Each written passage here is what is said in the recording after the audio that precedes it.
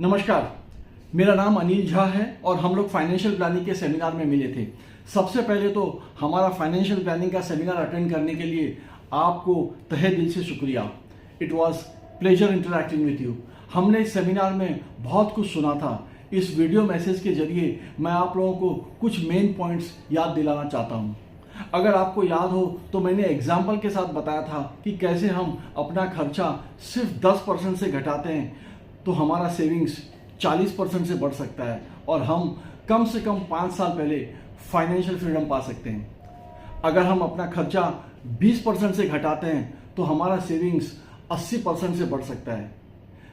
अप्रैल, मई और जून 2020 कोविड के समय में हमें इस बात का एहसास भी हुआ था कि हमारे ज़रूरत के खर्चे बहुत कम हैं और हमारे लाइफस्टाइल एक्सपेंसेस बहुत ज़्यादा हैं।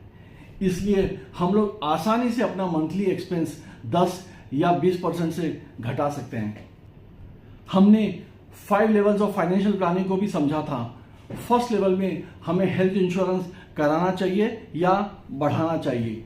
दूसरे स्टेज में हमें अपने जिंदगी के गोल्डन ईयर्स के लिए government of India guaranteed pension plan का प्रोविजन करना चाहिए, क्योंकि साइंस इतना डेवलप हो चुका है कि अब प्री मैच्योर डेथ का रिस्क कम हो गया है और लंबे समय तक जिंदा रहने का रिस्क बहुत ज़्यादा बढ़ गया है। इस रिस्क का प्रोविजन शीघ्र करें। जितना भी अमाउंट से आप स्टार्ट कर सकते हैं, स्टार्ट कीजिए पेंशन प्लान अपना। इससे हमें पावर ऑफ कंपाउंडिंग का फायदा होगा।